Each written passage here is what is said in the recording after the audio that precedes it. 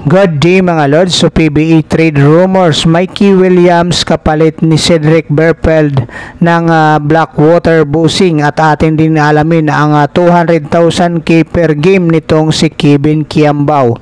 Pero bago tayo magpatuloy, kung nais mong suportahan ang aking munting YouTube channel, humihingi po ako ng likes, share and subscribe. Maraming salamat in advance.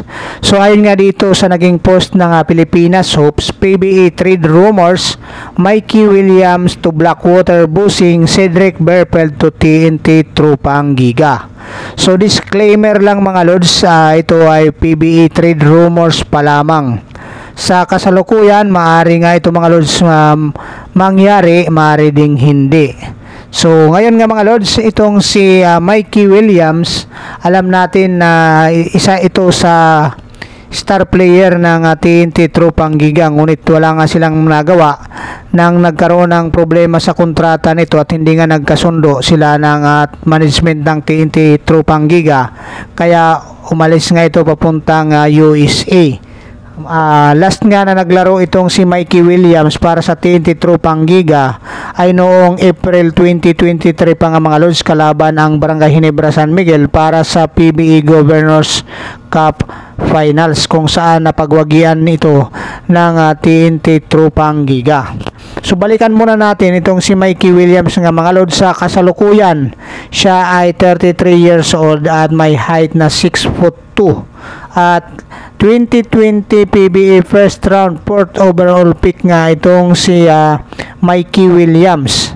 At ang huling laro nga niya sa TNT Tropang Giga ay umiscore nga siya dito ng big 38 points sa 26 nga dito mga Lods ay ginawa niya sa first half pa lamang. At dito nga nakuha ng TNT Tropang Giga ang panalo 97-93 kontra sa Barangay Ginebra San Miguel. Kaya ngayon itong si Mikey Williams nga mga Lods ay 2 times PBA champion, 2021 PBA Philippine Cup at 2023 PBA Governors Cup. At dito naman mga Lods, 2 times PBA Finals MVP din itong si Mikey Williams at naging membro ng PBA First Medical Team year 2021.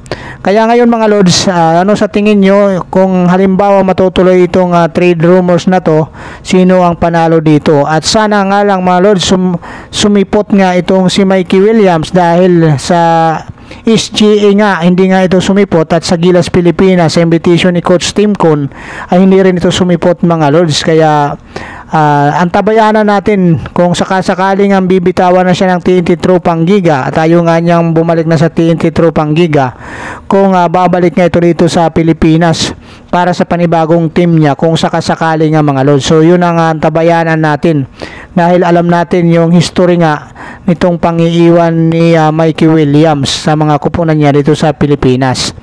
Ngayon mga Lods, puntahan naman natin itong maaaring maging kapalitan niya na si Cedric Berpeld. So kung matatandaan natin mga Lods, itong si Cedric Berpeld ay rookie pa lang ito dito sa PBA, dahil kamakailan lang ito mga Lods na i-draft ng Blackwater Busing. First round, second overall pick nga itong si Cedric Berpeld ng Blackwater Busing nga mga Lods. Kaya bata pa nga itong si Cedric Berpeld. Sa kasalukuyan nga mga Lods, siya ay 27 years old. May height na 6'3", 86 kg ang kanyang bigat.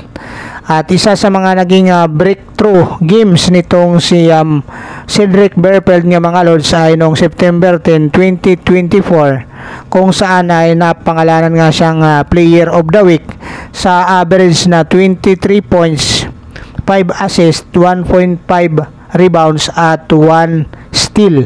So maganda yung future ng bata na to mga Lods, tong si Cedric Berpeld, dahil na rin sa galing nga ito sa ibang bansa at nakapag-training na ito sa Amerika. Kaya ganito na lang katindi itong si Cedric Berpeld nga mga Lods sa opensiba at maging sa depensa. Kaya sa tingin ko panalo dito ang TNT Tropang Giga kung sakasakali nga itong mga Lods matuloy itong PBA trade rumors.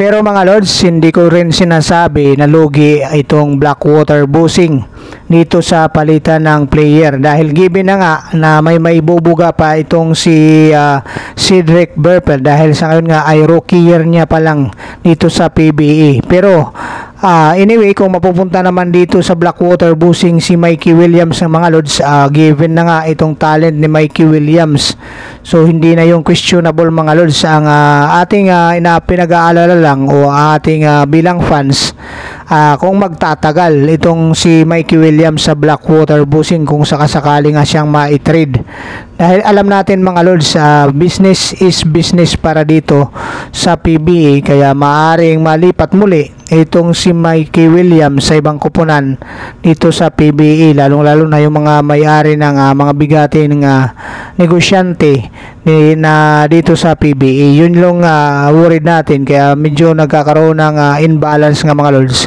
dito sa PBA dahil sa budget nga dito mga Lods. Siyempre pag malaki nga yung budget ng team, mas maraming magaling na player ang pwede makuha o ma-offeran nga dito mga Lods. So yun ang ating worried dito mga Lods. So anyway, antabayan na natin mga Lods ang matutuloy itong Blackwater Busing 23 Panggiga, itong palitan ni Cedric Burfeld at saka itong si Mikey Williams. At sana nga lang mga Lods, umuwi na nga dito sa Pinas itong si Mikey Williams, dahil simula nga nang lumuwas ito papuntang USA ay hindi pa nga ito bumabalik mga Lods. At maging ang mga kupunan ng SJA, itong Gilas Pilipinas, ay kanya nga itong hindi sinipot nga ni Mikey Williams mga Lods. Kaya antabayan na natin mga Lods itong palitan ng player na ito. So para naman sa karagdagang basketball updates, ayon kay Sir Snow Badwa, itong si Kevin Kiambao ay sumasahod ng 200,000 per game sa Sariaya, Quezon. At kung matatandaan natin, sumasahod nga ito dati ng 150,000 pesos per game, depende sa mga team na kukuha sa kanya dito sa mga intertown na palaro nga mga Lods. So sa tingin naman natin mga Lods, deserve naman ni Kevin Kiambao itong sahod sa kanya, dahil dito nga sa UEP sa kupunan ng Lasal, kung matatandaan natin, ito ay MVP sa kanyang average na 16.43 points, 8.86 rebounds, 5.43 assists at mayroon pa siyang 1.2 steals per game. So ito yung kanyang MVP years. At ngayon ano na naman itong si Kevin Kiambao nga mga Lods. Dito naman sa Gilas, 6.2 points, 4.2 assists at mayroon siyang 3.5 rebounds.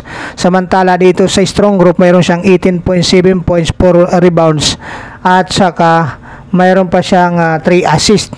So deserve na deserve nitong si Kevin Kiambao ang 200,000 per game para sa akin.